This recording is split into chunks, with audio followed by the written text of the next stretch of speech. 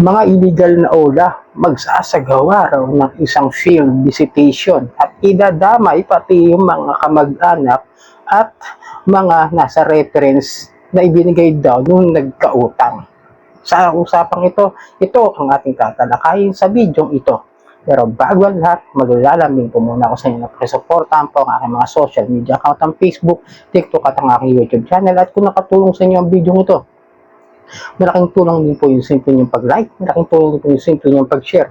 At para updated po kayo sa mga videos na ginagawa natin dito about sa usapang online lending apps, ipakihit lang po ang notification bell. Disclaimer, hindi po ako nang hihikayat na mangutang kayo dito sa mga online lending apps. Ako po ay nagbibigay lamang po ng payo, gabay at patnubay kung paano nyo haharapin ang mga suliranin na ginagawang paglabag sa unfair debt collection practices nitong mga online lending apps.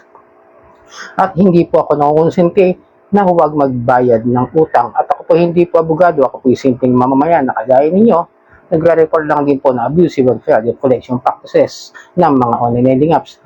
At ito nga yung post sa isang Facebook groups, okay? 6 p.m. urgent follow-up. Magandang gabi.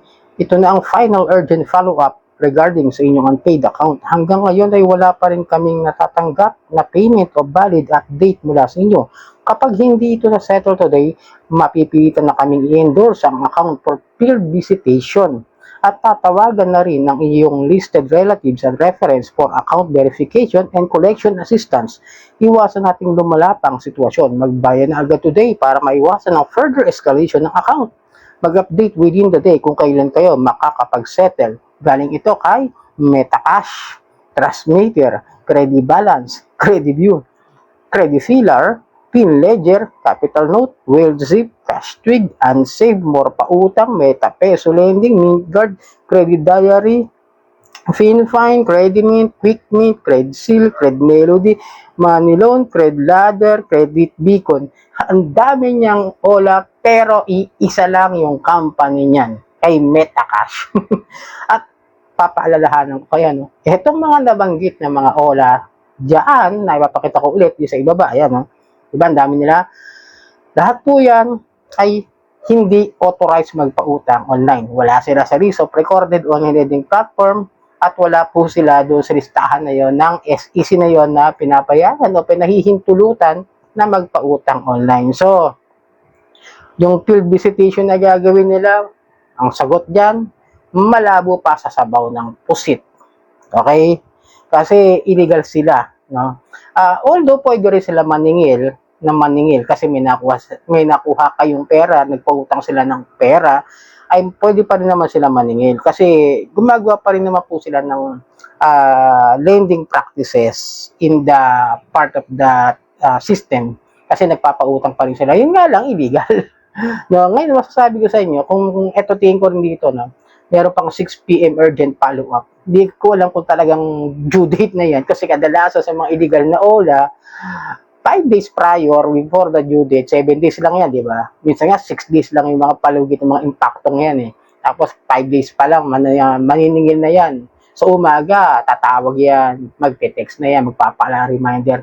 Sa tanghali, yan, ang haharas na yan, kung ano na, tatawagan yung mga contacts mo. Tapos sasabihin nila, mag-field visit o mag-home visit sa inyo. At idadamay o tatawagan daw nila yung mga kamag-anak at reference account verification and collection assistance.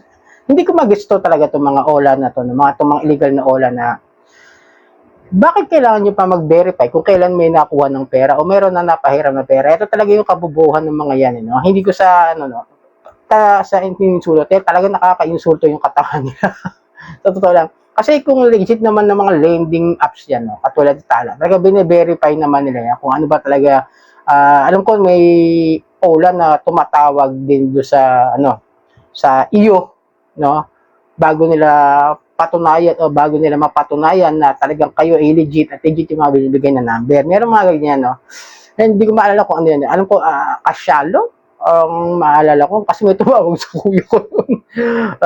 Either, at least ano naman yun, pwede naman yun eh, as long as mapatunayan lang naman nila na yung binibigay mong contact reference is valid or talagang totoong tao or talagang kamag-anak o kakilala mo, pwede naman po yan for credit investigation.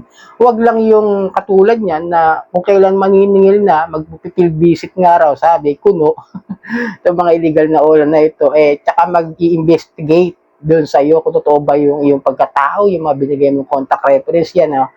Kaya ako papalalahanan kayo, no? Ito lang masasabi ko. Ito lagi ko pinapaalala. Pag kayo nagkautang dyan sa mga illegal na ulan, make sure na meron kayong budget talaga na pambayad. Kasi kadalasan dyan is kalahati na lang matatanggap ninyo. Kaya nga, ulitin ko sa inyo, lagi kong pinapaalala na huwag na lang din mangutang sa mga ganyan. Kasi yung inyong pera dyan, sabihin, mauubos o talagang magkakaroon kayo ng problema sa financial kasi ang laki talaga ng processing fee. Tapos pag nag-due date na mag-pass kayo, talagang ang laki ng interest na ipapato. Yung biruin mo, 50% na nga yung kinagtas, di ba? Doon sa processing fee. Tapos gusto pa may interest pa, bukod doon sa pag nag-due date. Di ba? Nakakalungkot lang isipin na mababaon kayo ng mabaon. Lalong-lalo na ito, maganda yan, mga ganitong klase ng mga messages no, na nilalagay nila mismo yung kanilang online lending platform, just yung message.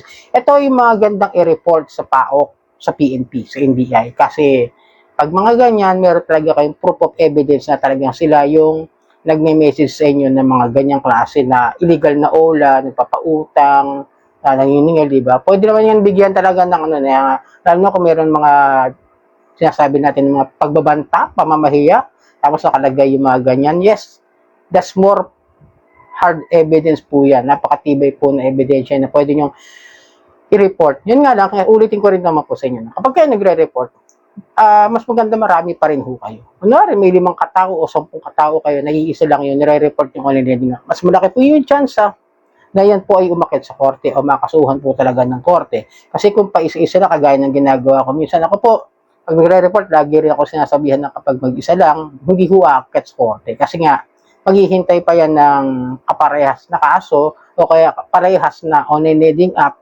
na maaaring maaari nilang idagdag para mas maidiin, maidiin sa korte na yan talaga ay dapat mahanapan o mabigyan ng warrant o pares o search warrant para maimbestigahan dahil sa kanilang mga paglabag sa unfair debt collection practices. Pero ulitin ko hindi ho nagsasagawa ng field visitation ng mga ganitong klase ng mga illegal na ola. Huwag ho kayo natatakot sa mga ganyan.